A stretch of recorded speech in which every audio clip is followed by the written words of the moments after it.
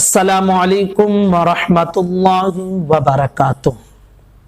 एक सवाल ये पूछा गया है कि अगर चेहरे पर दाढ़ी हो तो वुजू में हम चेहरे की दाढ़ी को धोएं या फिर अंदर पानी पहुंचाएं। ये एक बहुत अहम और ज़रूरी मसला है जो जिसका जानना हमारे लिए ज़रूरी है।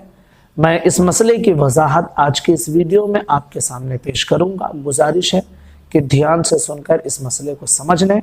चैनल को सब्सक्राइब ना किया हो तो ज़रूर चैनल को सब्सक्राइब कर लें ताकि हर मसले की नोटिफिकेशन हम आप तक पहुंचाते रहें।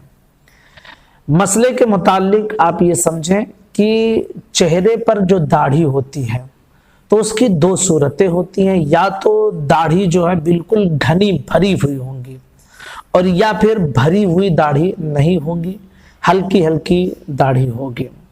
अगर दाढ़ी चेहरे पर बिल्कुल भरी हुई रहती है जिसको हम घनी दाढ़ी कहते हैं, अगर ऐसी दाढ़ी चेहरे पर है तो फिर हुक्म ये है, और दाढ़ी लंबी है तो फिर हुक्म ये है कि आप इस तरह अपने हाथ से इस तरह आप दबाएं दाढ़ी को।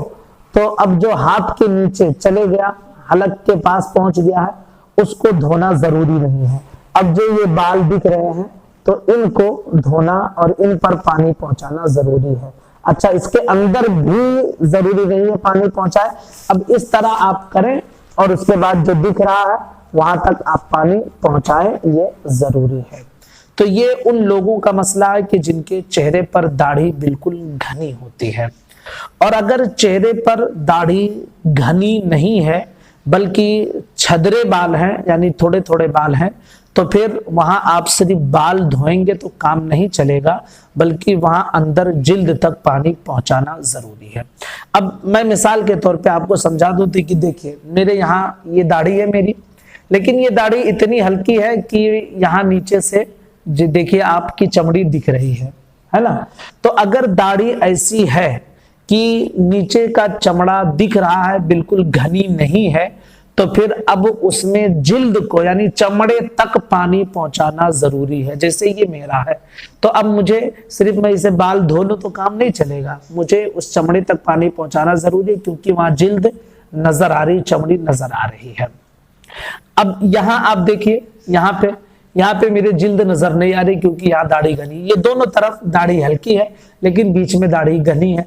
तो अब मैं क्या करूंगा कि इतना मैं करूंगा, उसके बाद जो हिस्सा ये दिख रहा है इस हिस्से को मैं धो लूंगा, मेरा वजू हो जाएगा। तो एक चीज आप ध्यान में रखें कि अगर दाढ़ी बिल्कुल घनी हुई है तो इस तरह आप अपने हाथों से दबाएं ऐसा, और उसके बाद जो बाल लगे हुए रह जाए, जो इस तरह आप दबाएंगे तो जो गिर्द में आ जाए उनको धोना जरूरी नहीं है, और जो इधर लगे रह जाए उनको धोना ये जरूरी रहेगा। और अगर बाल हल्के हैं, दाढ़ी जो है बिल्कुल घनी बाल नहीं है, जिल्द नजर आ रही है, तो फिर जिल्द तक पानी पहुंचाना जरूरी है। अच्छा, जैसे कि अब हमारी दाढ़ी है तो आधी हल्की है आधी भरी हुई है, तो जहां जहां हल्की दाढ़ी है, जिल्द नजर आ रही है, वहां हम पानी पहुंचाएंगे अंदर तक और जिल्द को धोएंगे। और जहां दाढ़ी घनी है तो इस तरह करेंगे और जो बाल यहाँ रहेंगे उन तक हम पानी पहुंचाएंगे, उनको धो लेंगे, वजू हमारा हो जाएगा। इसी तरह भावों का भी मसला है, ठीक है। इसी तरह मोछ का भी मसला है। ये सब मसाइल बारीक बारीक मैं आपको बता रहा हूं। अगर भवें बिल्कुल बड़ी बड़ी घनी है कि अंदर जो है अंदर की जिल्द नहीं दिख रही है, तो फिर अंदर खुदेर खुदेर कर पानी पहुंचाना जरूरी नहीं है, बल्कि भावों को आप धो लेंगे तो आपका वजू हो जाएगा। और अगर बिल्कुल भवें हल्की हैं, कि जैसे कि आप देखिए ये बिल्कुल भवें हल्की हल्की है ना, बिल्कुल घनी नहीं है, तो अब यहाँ सिर्फ बाल भीग जाए तो काम नहीं चलेगा, बल्कि जिल्द दिख रही है तो जिल्द तक मुझे पानी पहुंचाना ये जरूरी है।